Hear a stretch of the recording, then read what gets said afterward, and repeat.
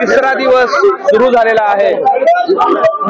आतापर्यंत असं वाटलं होतं महाराष्ट्रात मुस्लिम बांधवांनी तुमची थांबण्याची आणि सभेसाठी मैदान दिलं होतं, तर मराठा मुस्लिम एकोप्याचा एक वेगळा संदेश सुद्धा आज मिळालेला आहे, त्याच्याबद्दल काय सांगाल?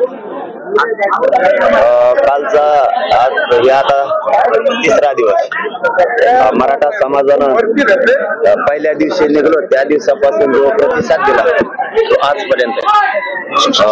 या दिवशी प्रत्येक गावाचा शिव सोडायला लागलो, तालुक्याचा शिव सोडायला लागलो आणि जिल्ह्याचाही शिव सोडायला लागलो। तर मराठ्यांच्या घराघरातल्या मराठ्यांना असं वाटायला लागलं आपलं पोरग आता त्यावर लाखानं मराठी हातातले कामं सोडून नोकरदार वर्गापासून व्यावसायिकांपासून सगळा मराठा समाज हा रस्त्यावरती आशीर्वाद देण्यासाठी यायला लागला। आपण दुसरं म्हणणार या काय मदरसा या ठिकाणी आपण सगळी ग्राउंडची त्याची व्यवस्था केली मुस्लिम बांधवांनी, कारण हे होणं आपण आवश्यक आहे।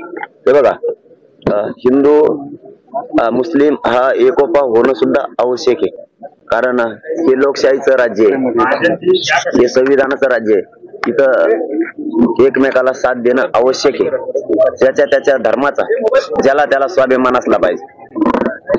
त्यांच्या धर्माचा त्यांना मुस्लिम धर्माचा स्वाभिमान आहे, मला माझ्या हिंदू धर्माचा स्वाभिमान। पण दोघांमध्ये माणुसकी जिवंत आहे आणि एकमेकाला साथ द्यायचं ठरवल्याच्या नंतर आम्ही मुंबईकडे पायी निघालो, मराठा समाजाला आरक्षण मिळावं। इथं धर्म नाही आला, इथं एका लेकराला आरक्षण लागणार आहे ती मागणी, आणि त्या मागणीला साथ देण्यासाठी मुस्लिम बांधव समोर आले आणि त्यांनी राहणे इथं ग्राउंडची व्यवस्था केली सगळी। ते बघा धर्म वेगळा, मी पुन्हा तेच सांगितलं की धर्म वेगळा, त्यांना त्यांच्या धर्माचा स्वाभिमान आहे, मला माझ्या धर्माचा स्वाभिमान नाही, आणि तो असलाच पाहिजे। त्याच्यात काय गैर असण्याचं काही कारण नाही। परंतु मुस्लिम समाजाने एक नवीन आदर्श सुद्धा दिलाय, पहिल्यांदा मदरशावरती भगवे झेंडे, आणि अशा ठिकाणी राहायला छत्रपती शिवरायांच्या काळात झालं होतं। ज्या ठिकाणी भगवा झेंडा होता त्या ठिकाणी एक मुस्लिम माता माऊलींना कसलंच भय नव्हतं, संरक्षण होईल असं होतं। आता मदरशावरती भगवा झेंडा आणि तिथं मनोज जरांगे, समीकरण काय? त्यामुळं हे एकीचं रूप अनेक काही दिवसांना तुम्हाला याच ग्राउंडवर दिसेल पुन्हा आहे।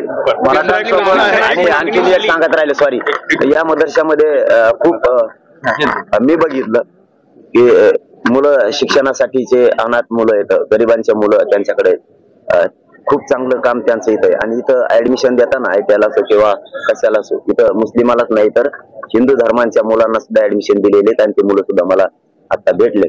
चांगलं कौतुकाचं काम त्यांचं चालू आहे। दुसरा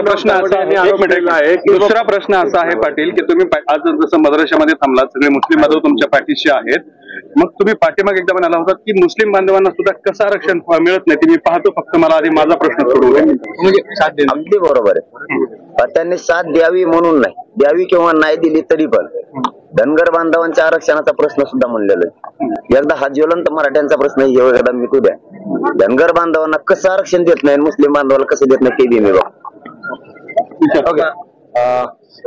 काल मुख्यमंत्री असं म्हणाले की